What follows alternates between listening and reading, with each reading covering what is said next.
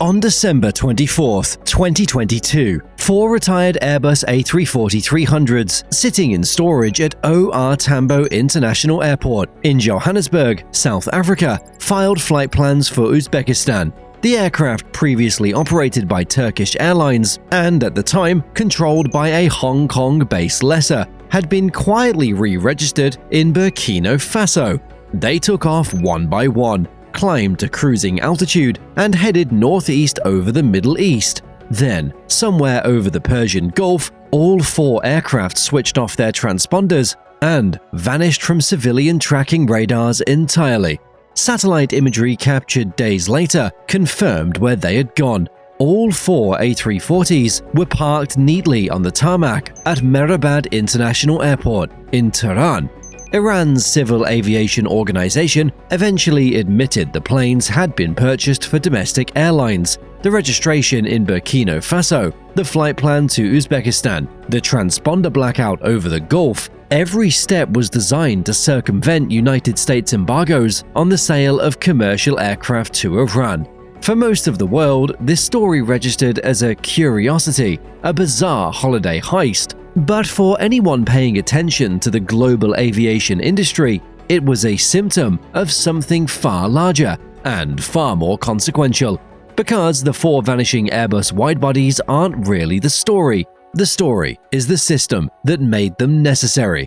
The story is a parallel aviation economy that sanctions have created, an economy where some airlines are decaying and others are getting extraordinarily rich. To understand how this parallel economy functions, you need to understand what happens when a country loses access to Boeing and Airbus. Not politically, physically. Iran's civil aviation fleet has an average aircraft age of around 30 years. The global average is roughly 13 for passenger aircraft, according to IATA. The physics of aircraft maintenance are unforgiving. Every component has a certified lifespan, measured in flight hours or calendar time. When that limit is reached, the part must be replaced with a manufacturer-approved component, or the aircraft is grounded. There is no workaround. There is no improvisation. You either have the certified part, or the plane doesn't fly. Sanctions sever the supply chain at its root. Boeing and Airbus are legally prohibited from selling parts, providing technical support, or authorizing maintenance for airlines in sanctioned countries. The downstream effects are catastrophic. Airlines can't access insurance. They can't send engines to certified overhaul facilities. They can't download software updates for flight management systems. So, they cannibalize. They strip parts from grounded aircraft to keep others flying. One plane dies so another can live. As early as 2005, the International Civil Aviation Organization warned that US sanctions had endangered aviation safety in Iran by preventing acquisition of critical components. Iran is not alone. Venezuela's national carrier, Conviasa, was placed on the US Specially Designated Nationals list under Executive Order 13884 in 2019, effectively freezing its roughly 40 aircraft fleet out of international finance, parts procurement, and insurance markets. Russia, following the 2022 invasion of Ukraine, saw Boeing and Airbus simultaneously suspend all maintenance, parts supply, and technical support. Since the invasion, Russia managed to add only 13 new domestically produced aircraft to its fleet, 12 Sukhoi Superjets, and a single Tu-214, against an original government target of 171. 3 nations, 3 different political contexts, 1 identical outcome: fleets rotting on the ground. But here's what most analysis misses entirely. The passengers don't disappear with the planes. Iran has a population of approximately 88 million people. Russia has 144 million. Venezuela has 28 million. These are nations with massive diaspora populations, significant business travel demand, and deep cultural connections to the outside world. When their domestic carriers can no longer reliably connect them to international destinations, those passengers simply don't stop traveling. They route through someone else. And this is where the economics become extraordinary. When the EU imposed fresh sanctions on Iranian airlines, targeting the country's carriers over alleged drone and missile transfers to Russia, they responded almost immediately by establishing new routes to Istanbul. Not because Istanbul was the final destination for most travelers, because Istanbul was the gateway to everywhere else. Turkish Airlines sits at the center of this dynamic. Turkey maintains diplomatic and commercial relationships with both Russia and the West. Istanbul's geographic position places it within a 4-hour flight radius of 67 countries and approximately 1.4 billion people. This was always an advantage. Sanctions turned it into a goldmine. By June 2023, Turkish Airlines was operating 30% more weekly flights to Russia than it had in the pre-pandemic baseline of June 2019. That isn't incremental growth, that's an entirely new revenue stream materialized out of geopolitical disruption, based on providing connections onward from Istanbul, including Europe. Turkish Airlines didn't build new technology, it didn't launch a revolutionary product, it captured traffic that sanctions redirected into its lap. Turkish Airlines is the most visible beneficiary, but the sanctions economy extends far beyond Istanbul. Before the war in Iran, Emirates had 3 daily flights between Dubai and Moscow in January 2026. The Gulf carriers exploit a precise legal and geographic advantage. The UAE and Qatar maintain neutrality, allowing their airlines to serve both sanctioned and unsanctioned markets simultaneously. Flydubai operates alongside Emirates on Russian routes. Qatar Airways maintains connectivity through Doha. Chinese carriers retain access to Russian airspace, saving up to 4 hours on routes between East Asia and Europe, compared to European airlines forced to detour around Russian territory. A flight from Helsinki to Tokyo now takes several hours longer than before 2022. The cost differential compounds on every single rotation. The sanctions don't eliminate aviation demand, they redistribute it, and the redistribution creates winners. The significance of the sanctions economy isn't about passenger rerouting, and it isn't really about Turkish Airlines' profit margins. It's about what those sanctions have done to the fundamental infrastructure of global aviation. Consider the parts pipeline. Russian airlines rely on parallel imports of aviation components. Landing gear parts, avionics, engine components, sourced through illegally operating intermediaries in Turkey, China, Kyrgyzstan, and the UAE. The components move through shell companies, they're relabeled, and they enter Russia outside the manufacturer's authorized distribution chain. This matters enormously. When a Rolls-Royce turbine blade enters an engine through an authorized channel, the manufacturer knows its production batch, its metallurgical composition, its precise fatigue life. When that same blade enters through a smuggling network, none of that traceability exists. The component might be genuine, it might be counterfeit, it might have been stored improperly. Nobody in the chain has the data to know. Iran has operated under these conditions for decades. Russia is now entering the same trajectory at industrial scale, with a fleet of over 400 confiscated Western aircraft worth an estimated $10 billion, aircraft that Boeing and Airbus will never service again. The Russian government ordered airlines to cannibalize grounded Western-built planes to maintain flight continuity. The Kremlin adopted a domestic production program targeting 1,036 Russian-made commercial aircraft by 2030. But even Russia's existing Sukhoi Superjet relies heavily on Western components, particularly the Safran Saturn Sam-146 engine, which is now experiencing critical spare parts shortages. Russia has been developing a domestically produced Superjet alternative, the SSJ-100. In Iran, the procurement has become even more elaborate. Evidence suggests Iran has bartered crude oil directly for used Airbus A330 aircraft from a Chinese energy firm, Haokun Energy, bypassing dollar-based financial systems entirely. Mahan Air, one of Iran's largest carriers and a US-designated entity linked to the Islamic Revolutionary Guard Corps, has transferred aircraft to proxies and spun off subsidiary airlines to circumvent restrictions. The ghost flights between Venezuela and Iran, operated by sanctioned carriers, Conviasa, Emtrasa Cargo, and Mahan Air, moved not just passengers, but weapons, gold, and personnel through clandestine routes via Syria and Paraguay.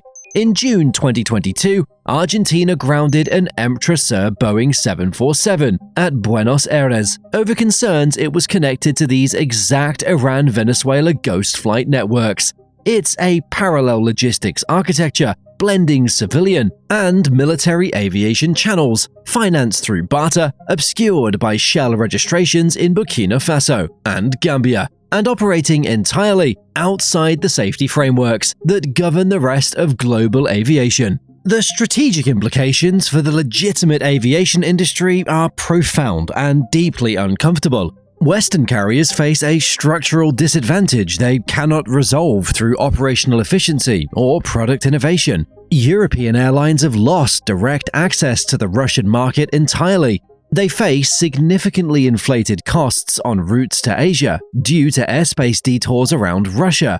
Meanwhile, carriers from neutral nations fly overhead on the same routes, saving hours of fuel burn and crew time on every single sector. Before the sanctions, Russia earned roughly $1.7 billion annually in overflight fees. The Kremlin recognized that even in isolation, its airspace remained an asset, one that could be monetized at premium rates precisely because Western competitors were excluded. The European Commission has formally acknowledged that the closure of Russian airspace creates competitive advantages for Chinese, Turkish, and Gulf carriers. But acknowledgement hasn't produced the solution. There is no operational remedy. European airlines cannot use Russian airspace. Their competitors can. The cost differential is structural and permanent for as long as sanctions persist. Inside the sanctioned nations, artificial economics sustain what market forces would have destroyed. The Russian government injected approximately 1.09 trillion rubles, roughly $12 billion, into its aviation industry between 2022 and 2024, covering subsidies, loans, and the forced buyback of Western aircraft leases. Iranian domestic ticket prices have surged. Venezuelan citizens face severely restricted options for international travel following the withdrawal of international carriers. The passengers from sanctioned countries endure longer routes, higher costs, and measurably riskier travel. The airlines from neutral countries collect the premium. The equation is brutally simple. The decay extends beyond metal and machinery. It reaches into human capital. In Russia, the combination of a shrinking international route network and deteriorating career prospects has triggered a pilot exodus. Gulf carriers offer salaries more than double what Russian airlines pay. Flight attendants and crew from Aeroflot and its low-cost subsidiary, Pobeda, are reportedly resigning to join UAE-based carriers like Fly Dubai and Air Arabia. This creates a compounding problem. The aircraft are degrading. The people qualified to maintain or operate them are leaving. The financial resources to replace either are constrained by the same sanctions that caused the crisis. Each variable accelerates the others. Airlines inside sanctioned nations report a management culture that refuses to cut schedules despite acute shortages of properly serviced aircraft and rested crew. The pressure falls onto the remaining personnel, who operate in increasingly high-stress environments with diminishing safety margins. The sanctions economy doesn't just redirect passengers, it redirects talent, capital, and institutional knowledge away from the sanctioned states and toward the carriers absorbing their traffic. As long as the sanctions architecture persists in its current form, the competitive map of global aviation remains redrawn. The carriers benefiting from this arrangement know it. Because the equilibrium is genuinely fragile, a diplomatic resolution in Ukraine could reopen Russian airspace overnight, eliminating the detour advantage for neutral carriers.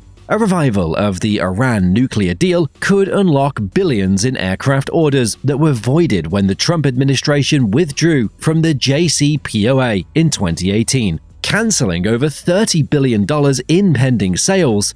Following a change in the Venezuelan government and the US's warmer relations with the country, Venezuelan airlines could not only access new aircraft, but also relaunch services to the US.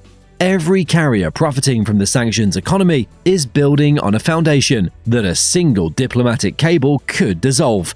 Yet, the structural damage to the sanctioned fleets, it will persist long after any political resolution. You cannot uncannibalize an aircraft. You cannot restore the institutional maintenance knowledge that walked out the door. You cannot reverse a decade of counterfeit parts circulating through engines that Boeing and Airbus have never inspected.